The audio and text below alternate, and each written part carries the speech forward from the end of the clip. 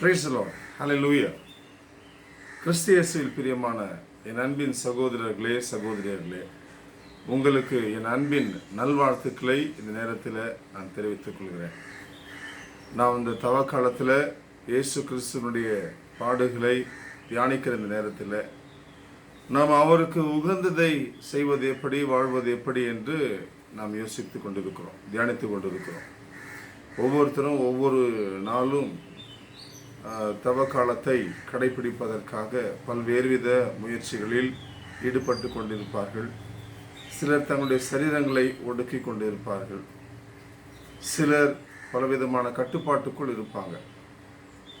எது எப்படியானாலும் சரி, பிரியமான சகோதரர்களே, இந்த சிலுவை நமக்கு எதை குறிப்பிடுகிறது, அதை தான் இன்றைக்கு நாம் தியானிக்க போகிறோம். நம்முடைய சிந்தையில் நாம் இருத்த வேண்டிய காரியம் என்ன, எதை நாம் நம்முடைய இருதயத்தில் தியானிக்க வேண்டும், எதை நாம் சிந்திக்க வேண்டும், எப்படி வாழ வேண்டும் என்பதை இந்த சிலுவை நமக்கு காட்டுகிறது. ஹல்லேலூயா. எனக்கு அன்பான சகோதரர்களே, அப்போஸ்தலனாகிய பவுல் எபேசியருக்கு எழுதின இந்த திருமுகத்தில் 2ஆம் அதிகாரத்தில் முதல் வசனத்தை அவர் குறிப்பிடுகிறதை நாம் இப்பொழுது கவனிப்போம். எபேசியர் 2ஆம் அதிகாரம் முதல் வசனம், பக்கத்தை எடுத்துக்கோங்க. எபேசியர் 2 முதல் வசனம். அக்கிரமங்களினாலும் பாவங்களினாலும் மரித்தவர்களாயிருந்த உங்களை உயிர்ப்பித்தார். ஹல்லேலூயா. அக்கிரமங்களினாலும் பாவங்களினாலும் மரித்தவர்களாயிருந்த உங்களை உயிர்ப்பித்தார். Praise the Lord. இயேசு கிறிஸ்து நம்மை அக்கிரமத்தில் மூழ்கி இருந்த, பாவங்களில் நிரம்பி இருந்த நம்மை அவர் உயிர்ப்பித்தார், மீட்டெடுத்தார் என்று அப்போஸ்தலனாகிய பவுல் இங்கு தெளிவாய் குறிப்பிடுகிறார். அக்கிரமங்களினாலும் பாவங்களினாலும் நாம் மரித்தவர்களாய் இருந்தோம் என்று அவர் குறிப்பிடுகிறதை கவனிச்சு பாருங்க. அக்கிரமங்களினாலும் பாவங்களினாலும் மரித்தவர்களாய் இருந்தோம். ஆமென். அல்லேலூயா. இயேசு கிறிஸ்துவனுடைய சிலுவை நமக்கு என்னத்தை கொண்டு வந்திருக்கிறது என்று கேட்டால், எனக்கு உயிர்ப்பை அது கொண்டு வந்திருக்கிறது. எதிலிருந்து? என்னுடைய அக்கிரமங்களில் இருந்து, என்னுடைய பாவங்களில், அக்கிரமங்களினாலும் பாவங்களினாலும் செத்து போய் இருந்த என்னை இயேசு கிறிஸ்துவனுடைய சிலுவை என்னை மீண்டும் உயிர்த்து எழும்ப செய்திருக்கிறது. அல்லேலூயா.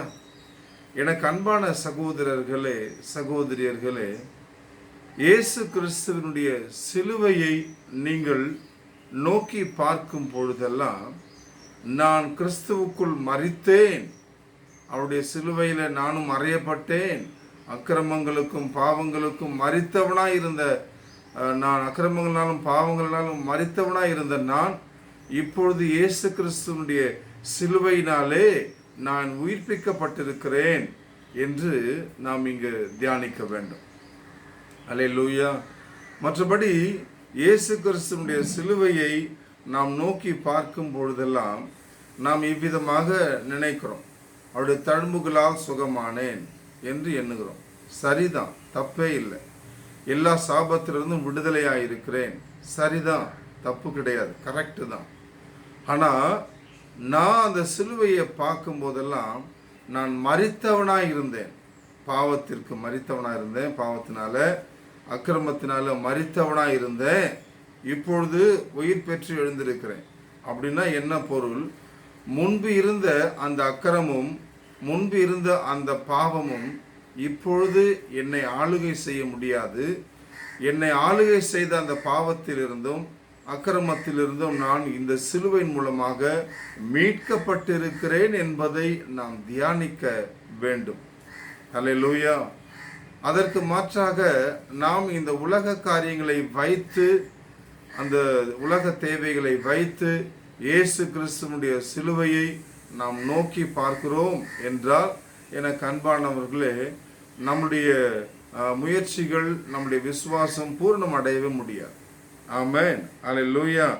அது மட்டுமல்ல, அப்போஸ்தலனாகிய பவுல் அக்கிரமங்களிலும் பாவங்களினாலும் மரித்தவர்களாக இருந்த உங்களை உயிர்ப்பித்தார் என்று அவர் குறிப்பிட்டிருக்கிறார். ஆண்டவராக இயேசு நம்மை உயிர்ப்பித்தார் என்று. அப்போஸ்தலனாகிய பவுல் ரோமருக்கு எழுதின அந்த திருமுகம் 6ஆம் அதிகாரத்தில் முதல் வசனத்தில் அவர் சொல்லுகிறதை கவனிச்சு பாருங்க. ஆகையால் என்ன சொல்வோம்? கிருபை பெருகும்படிக்கு பாவத்தில் நிலைநிற்கலாம் என்று சொல்லலாமா? கூடாதே. 2வது வசனம், பாவத்துக்கு மரித்த நாம் இனி அதிலே எப்படி பிழைப்போம்? அல்லேலூயா. பாவத்துக்கு மரித்து விட்ட பிறகு எப்படி அதிலே நாம் பிழைக்க முடியும்? திரும்ப எப்படி பாவம் செய்ய முடியும்? அல்லேலூயா. அப்படின்னா அக்கிரமத்துக்கு நான் மரிச்சிட்டேன், பாவத்துக்கு நான் மரிச்சிட்டேன் என்றால் திரும்பி அந்த பாவம், திரும்பி அந்த அக்கிரமம் நம்ம செய்யவே முடியாதே. அல்லேலூயா. நம்ம செய்ய முடியாது. அப்போது நம்ம அக்கிரமம் செய்கிறோம் அப்படின்னா, அப்போது பழைய பாவத்தை நம்ம செய்கிறோம், பழைய பாவங்களை நம்ம செய்கிறோம், பழைய அக்கிரமங்களை செய்கிறோம். தொடர்ந்து நான் ஞானஸ்நானம் பெறுவதற்கு முன்னதாக அல்லது ரட்சிப்பை பெற்றுக்கொள்வதற்கு முன்னதாக நான் என்ன எப்படி வாழ்ந்தனோ, எந்த காரியங்கள்லாம் செய்தனோ அதே காரியங்களை இப்பொழுது செய்து கொண்டு இருக்கிறேன் என்றால் நான் மெய்யாகவே தான் ரட்சிக்கப்பட்டிருக்கிறேனா? யோசிக்கலாங்க. நான் மெய்யாகவே தான் மீட்கப்பட்டு இருக்கிறேனா? அதை நான் யோசிக்கணும். சில வேளைகளில் நம்மளாம் நினச்சிட்டு இருப்போம், நான் ரட்சிக்கப்பட்டிருக்கேன், நான் மீட்கப்பட்டு இருக்கிறேன். ஆமென். நம்ம அப்படி யோசிச்சுட்டு இருக்கிறோம் பாருங்க. பல நேரங்களில் உண்மையிலே நான் விடுதலையாக்கப்பட்டேன், இயேசு கிறிஸ்துடைய சிலுவையின் மூலம் நான் மீட்கப்பட்டு இருக்கிறேன் என்றால் பழைய பாவம், பழைய அக்கிரமம், பழைய எண்ணங்கள், பழைய சிந்தைகள், பழைய பழக்க வழக்கங்கள், பழைய காரியங்கள் எதுவும் எனக்குள்ளே வர முடியாது, வரவும் கூடாது. அந்த பழைய காரியங்கள்லாம் வருது அப்படின்னா அப்போ நான் இன்னும் மீட்புக்குள்ளே வரலை என்று தான் நம்ம விளங்கி கொள்ள வேண்டும். நான் இன்னும் மீட்புக்குள்ளே வரவில்லை, பழைய காரியங்கள்லாம் எனக்குள்ளே எழும்பி வந்திருக்கிறது என்றார். ஆகவே எனக்கு அன்பான சகோதரர்களே, சகோதரியர்களே, இந்த ரட்சிப்பு என்றால் என்ன? பாவத்திற்கும் அக்கிரமத்திற்கும் மரிப்பது, அது மட்டுமல்ல இயேசு கிறிஸ்து நமக்குள் வருவது. ஆமென். அல்லேலூயா. பலருக்கு ரட்சிப்பு என்பது ஞானஸ்நானம் தான் அப்படின்றாங்க. ஞானஸ்நானம் சரிதான், அது ரட்சிப்பின் ஒரு அடையாளம் தான். ஆனால் அதுவே இல்லை.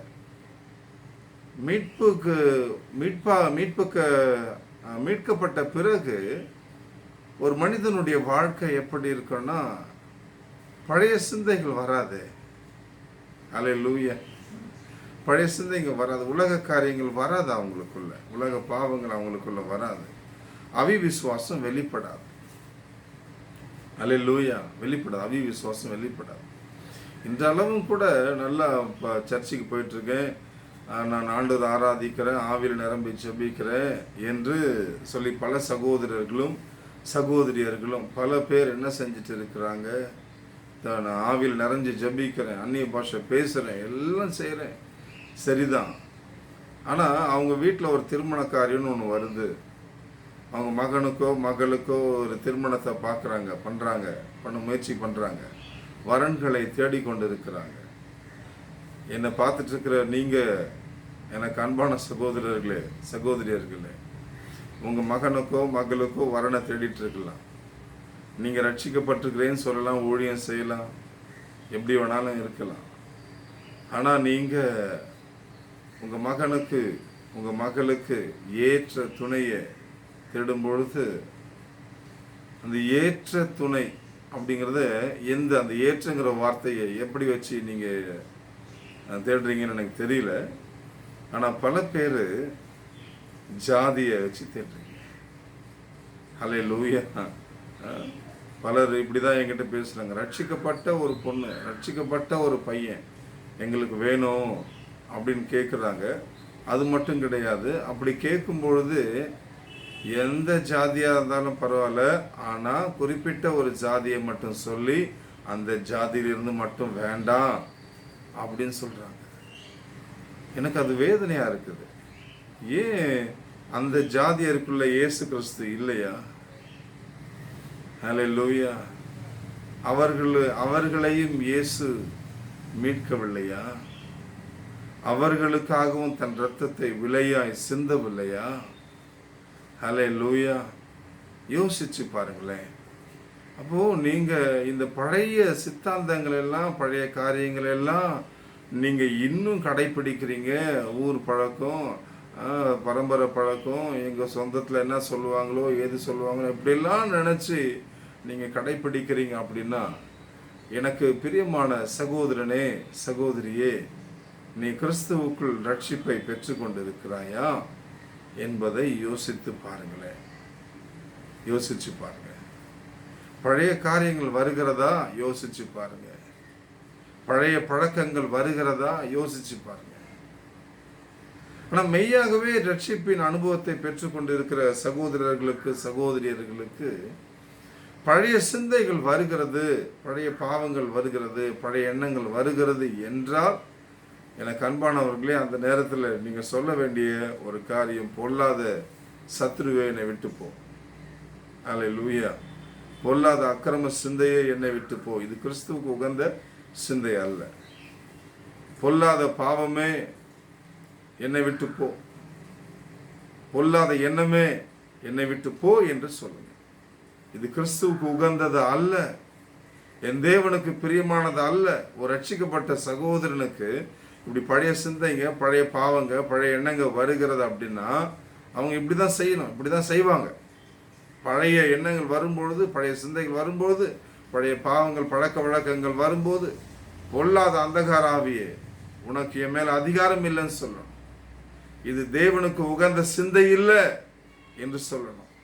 குடும்பத்தில் ஏதாவது ஒரு பிரச்சனை வந்துருச்சு, அண்ணன் தம்பி, அக்கா தங்கச்சி, சகோதர சகோதரிகளுக்கு இடையே பிரச்சனை இங்கே வந்துருச்சு, மனைவிக்கும் கணவனுக்கும் இடையே பிரச்சனை வந்துருச்சு, பெற்றோர் பிள்ளைகளுக்கு இடையே பிரச்சனை வந்துருச்சு.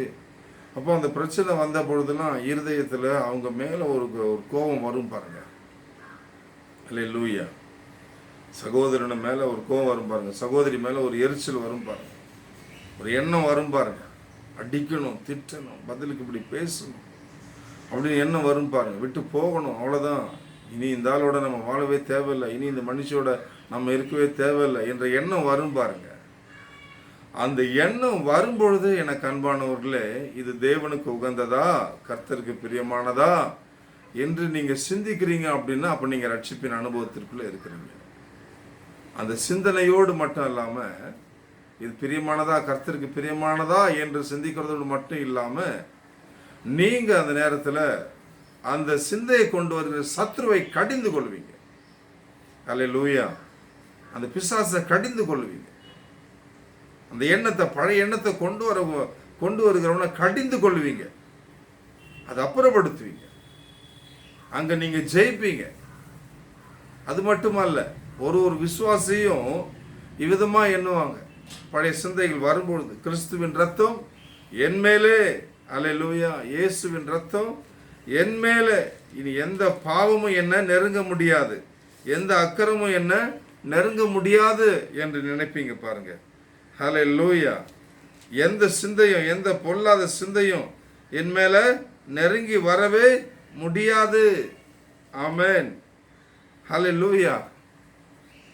ஏன்னா வேதம் சொல்லுகிறது, 1 பேதுரு 1 அதிகாரத்தில் 18-19 வசனம், உங்கள் முன்னோர்களால் பாரம்பரியமாய் நீங்கள் அனுசரித்து வந்த வீணான நடத்தை நின்று அழிவுள்ள வஸ்துக்களாகிய வெள்ளினாலும் பொன்னினாலும் மீட்கப்படாமல் குற்றமில்லாத மாசற்ற ஆட்டுக்குட்டி ஆகிய கிறிஸ்துவின் விலையேற பெற்ற இரத்தத்தினாலே மீட்கப்பட்டிருக்கிறீர்கள் என்று அறிந்திருக்கிறீர்களே. அல்லேலூயா. மீட்கப்பட்டிருக்கிறீர்கள் என்று அறிந்திருக்கிறீர்களே. குற்றமில்லாத மாசற்ற ஆட்டுக்குட்டி ஆகிய கிறிஸ்துவின் விலையேற பெற்ற இரத்தத்தினால் மீட்கப்பட்டிருக்கிறீர்களே. இதுதான் இந்த சிந்தை வரும். ஆகவே எனக்கு பிரியமான என் சகோதரர்களே, இயேசு கிறிஸ்துவின் இரத்தத்தினால் நான் மீட்கப்பட்டிருக்கிறேன் என்று உங்கள் இருதயத்தில் தியானிங்க. பழைய பழக்க வழக்கங்களுக்கு இடம் கூடாதீங்க. நாம் இப்பொழுது ஜெபிப்போம். எங்கள் அன்பின் பரலோக பிதாவே, இந்த நேரத்தில் என் சகோதரர்களை, சகோதரியர்களை தகப்பனே நான் சந்திக்க என் தேவன் கிருபை செய்தீர். நான் பேசின வார்த்தைகள் என்னுடையவைகள் அல்ல, உம்முடையவைகள். உம்முடைய பிள்ளைகளுக்கு இது நல்ல பலனை உண்டாக்கட்டும் என்று நான் விசுவாசிக்கிறேன் ஆண்டவரே, வேண்டிக் கொள்ளுகிறேன். கர்த்தாவே, என்னை கேட்ட என் வார்த்தைகள், உமது வார்த்தைகளை கேட்ட ஒவ்வொரு குடும்பத்திலும் இப்பொழுது உமது மகிமை வெளிப்படட்டும். உமது ஆசீர்வாதங்கள் அங்கு பெருகட்டும், நன்மைகள் உண்டாகட்டும். இயேசுவின் நாமத்தில் பிதாவே, ஆமென். Praise the Lord. எனக்கு அன்பான சகோதரர்களே, சகோதரிகளே, ஆண்டுடைய சமூகத்தில் ஜெபிங்க, தவ காலத்தில் வேதங்களை வாசிங்க. ஆண்டவர் உங்களை ஆசீர்வதிக்கட்டும். God bless you.